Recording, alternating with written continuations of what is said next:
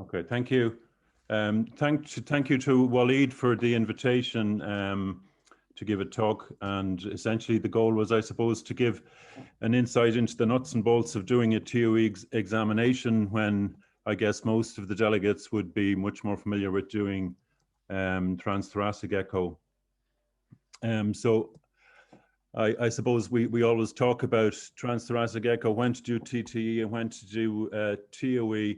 And some of it, I guess, is practitioner preferences and training and interests, institutional issues as well regarding equipment that's available. In some institutions may not have TOE equipment as available as TTE, the expertise, transthoracic imaging, the image acquisition, as most people here listening will know, is the acquisition is more difficult than with TOE. And the quality of imaging is more likely to be inferior with TTE. On the other side, TTE doesn't carry any procedural risk, apart from the risk of misinterpretation of your findings. TOE does carry some risk. So TOE is kind of regarded as an advanced modality, given, I suppose, the extra amount of training that's required. There's been a lot of publication regarding, and Susanna Price will talk to this tomorrow in terms of how echo impacts on clinical decision-making in intensive care. And there's been a lot of guidelines published over the years on this area. There's a fine big group of class 1B indications. I don't have time to go into them now, but a lot of them just require a basic level of training combined with a strong recommendation for impact on clinical decision making.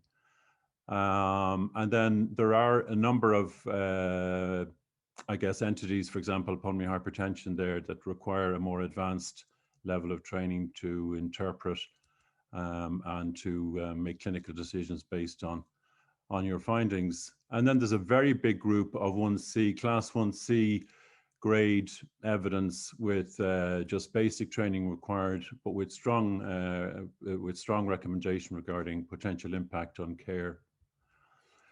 So my remit is simply to talk about how to do an exam, and I'll take you through a sequential TOE exam and the standard views.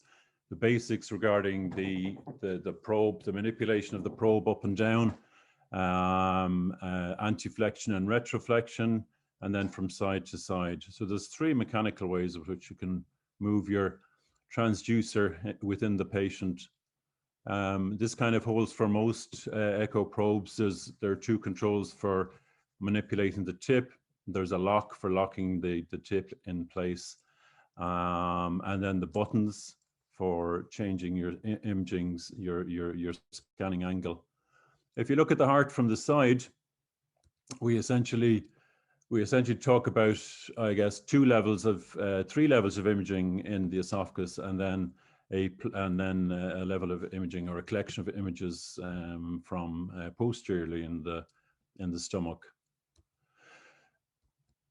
And the last thing we tend to try and teach residents would be to think of the imaging, the scan coming out as a little triangle attached to the tip of your probe, and then kind of think in your head about what happens that little triangle as you do the various manipulations to the probe, either mechanical or using the buttons to rotate the transducer. And then we kind of talk about different planes, the off-axis, oblique axis plane, for example, to see the aortic valve. And my little 3D picture that goes with the little clips I'm going to show you kind of just helps to correlate your anatomy with the clip that you're seeing from the scanner. If you think about the actual beam itself and put out your hand with facing down, the beam actually takes the way that your hand can rotate, which is actually upwards, your thumb turning upwards. Your thumb cannot actually pronate down easily when your hand is out. That's just a little a reminder about what happens to the beam when you actually change the angle of the ultrasound. So the first view is a 4-chamber view. It's basically your home view where you actually go back to as your base as you're doing an exam, and the probe is behind the heart and is just there underneath the aortic valve and cutting both the left atrium and the left ventricle. And that's just a 3D slice demonstrating the and the correlating with the echo clip beside it. So that 4-chamber view is kind of your basic transesophageal view. It would be used for example, for collecting data to do a 3D exam. Now that would be the 4-chamber view would be used by the machine to actually collect data and do a 3D exam. If you pull the probe up, then what happens is the aortic valve comes into view, and you get what's called the 5-chamber view. And essentially, your probe is a little bit higher, and you're allowed to you're able to interrogate the left ventricular outflow tract, the aortic valve, and the mitral valve. Just a reminder on that one now. As we start changing the angle, and for example, increase the angle to about 60 degrees, what happens is the beam has rotated and has rotated by about 60 degrees and usually cuts the left atrial appendage as a kind of a marker at that point, and it's cutting across the anterolateral wall of the heart. It's a particular view of the mitral valve.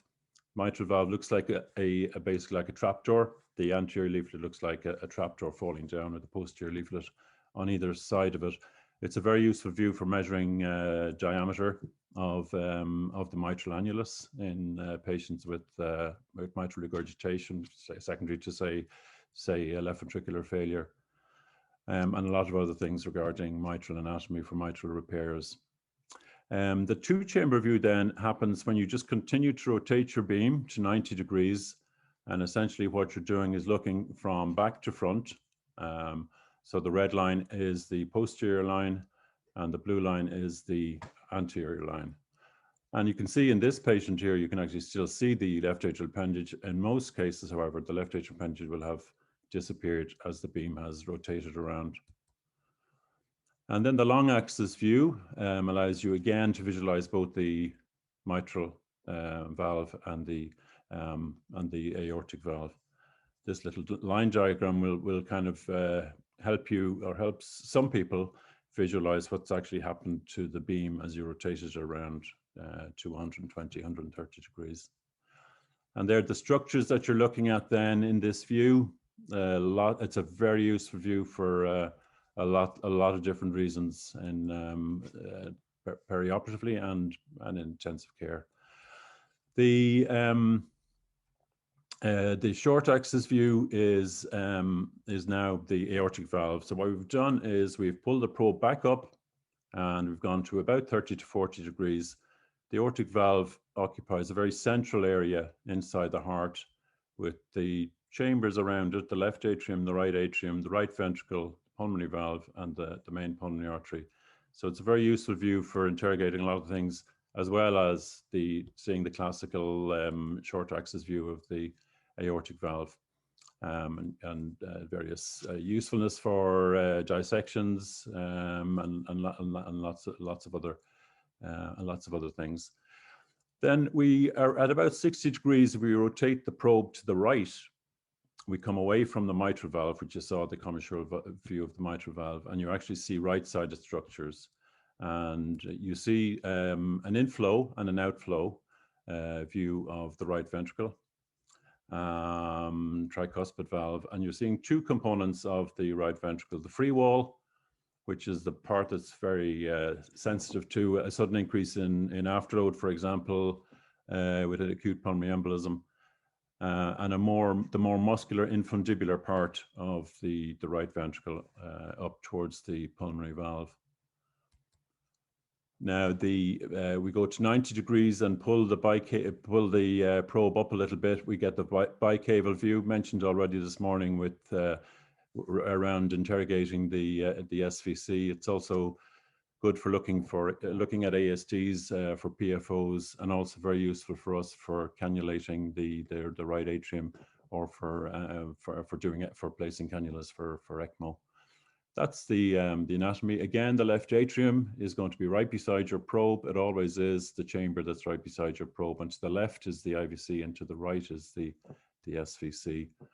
A little line diagram we actually saw this morning as well. And the beam is vertical and is basically cutting from the SVC down to the IVC, right to left on your screen. That's the collection of kind of mid-esophageal views. And we now go higher to see the great vessels and the aorta. The first one is the ascending aorta, and the ascending aorta above the level of the aortic valve. Very useful for assessing dissections, this view here. Also for looking straight at the main pulmonary artery. You can do a VTI there, measure stroke volume and cardiac output at that point, and it lines up very nicely for your pulse wave Doppler. Another view then of the great vessels would be a long axis view of the arch itself. So if you pull the probe up even a little bit more, you go a little bit higher, and you actually slice across the arch in a kind of a horizontal fashion. And again, useful for dissections. This is an unusual view, and you basically just turn the beam to 90 degrees at this point. And what you're doing is slicing up through the main pulmonary artery and up towards the aorta. Last few views of the aorta then are over to the descending thoracic aorta, and they're views that we would be using for assessment of atheroma or dissections, for placement of balloon pumps. You go from 0 to 90 degrees, you get a vertical slice through the descending aorta. And they are all the esophageal views put together. And essentially, they're all done at different levels. A little bit of anatomy, a little bit of knowledge of anatomy at the levels of the various structures helps you to kind of expect and be able to predict what you might be looking at as you're doing an examination. Now we advance the probe into the stomach, and the probe facing the left ventricle. The first view you get is the transgastric short axis view. You advance the probe into the stomach. It's about 40 to 50 centimeters from the lips. You can do a little bit of antiflexion to bring the probe up to the surface of the stomach, so that you get a good picture of the left ventricle. You won't see the left ventricle if there's air between your probe and the air between the probe and the stomach, the lining of the stomach. And with your classical view, you see the papillary muscles, and that's your most useful view for basic assessment of overall LV function, for assessment for hypovolemia. On the left side is hypovolemia, I guess. And you have your two papillary muscles, your posteromedial and your anterolateral. Very useful for looking at myocardial ischemia in various anatomical distributions or coronary artery distributions. You can see all of them there, both the LAG perforators, septal perforators for the septum, the LAG diagonals for the anterior wall, the circumflex artery for the lateral wall, and the right coronary artery for inferior posterior. There are a few more views which we can obtain from the stomach, and one is a more apical view of the left ventricle, which we get as we advance the probe further and further. LV starts getting smaller and smaller, and when it just before it disappears, you're at the level of the apex. And then a basal short axis view, you pull the probe up, and as you come up, you work your way up towards the mitral apparatus, And you can also flex the tip rather than pulling the probe up. Just a little diagram with the arrows regarding what you've actually done with the probe. And what you're actually looking at is a face-on, a non-face view of the mitral valve, with the anterior leaflet on the left and the posterior leaflet on the right. Both commissures as well, the posteromedial commissure and the anterolateral commissure. It can be a useful view for and add to the anatomical assessment of mitral valve pathology. The last view, and it has been mentioned during the break there in terms of measuring cardiac output, is the deep transgastric view through the aortic valve. And essentially, you advance from the mid-papillary view, you advance right down until you've gone past the apex, and then you maximally flex the probe. So the probe is now pointing up into the heart and from the apex. So that's it in as a picture. Everything is upside down. The left ventricle is on the right side, and you're doing it to assess the flow. Well, usually to assess the flow through the aortic valve, either to assess aortic stenosis or to measure cardiac output, measuring the VTI in the LVOT. So that's a quick run through the various views, and I've actually a little bit of time to spare, which I suppose is good. Before you actually do a TOE, I suppose you really need to, you have a specific indication for doing it. And with a bit of practice, you develop a standard routine approach so that while you do have specific indications for doing it, you also will not miss any important coincidental pathologies that you're kind of obliged to look for, having decided to actually do a more invasive kind of examination.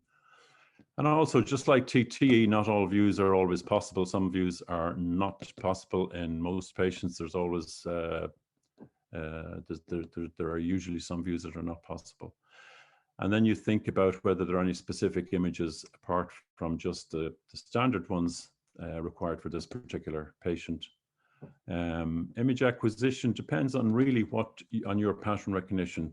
You firstly need to learn what a normal view looks like in order to facilitate you finding that view, and it becomes not dependent on learning a specific probe depth or an orientation or a plane angle. Once you learn the normal images, it becomes more intuitive. And then always force yourself to do a summary and a report, even if you haven't found anything extremely abnormal. And it forces you to do a critical review of how you did the study, the completeness and the organization of your study, and the technical quality of your imaging. And then always, as you're learning TOE as an adjunct to your echo skills, review the exams with your local guru. And every hospital has somebody who's got a particular interest in TOE as opposed to TTE. And then out there in the internet and everywhere else, there's a huge number of educational resources to facilitate generating skills in TOE. And that's just some of the references and some of the useful websites that are out there.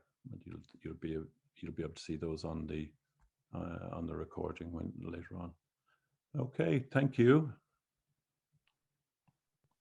Thank you very much, Professor Michael Griffin, for this very nice presentation about the transesophageal echo in basic. I don't know, let me, before I get the question from the audience, to ask you about your opinion, because this is a common dilemma, especially in our region here, that people, they're afraid to use transesophageal echo. They believe that transesophageal echo is difficult to do, and it's something like invasive, you have to have consent, and if I ask you directly, if you as intensivist can choose between doing transthoracic echo and doing transesophageal echo, which one you prefer based on the yielding come from both? I think, like I said, it's very much a personal, that's a very much personal question, depending on where you've come in terms of training. I've come through cardiothoracic anesthesia and anesthesiology, and I'm very much TOE trained before I actually started using any transthoracic. So I would always have a personal bias towards using TOE. But then there are other people who are highly skilled with transthoracic and will very rarely need to go to TOE. Yeah, but the evidence, as we all know, showing that transesophageal echo is easier to do, easier to interpret. The issue is that we have to cut and break these barriers, the fear barrier of going and doing something that people, they don't believe that this is among their privileges. But what we talked about the transthoracic echo in ICU 20, 30 years back, there was nobody concerning the intensivist can take the job of cardiologist.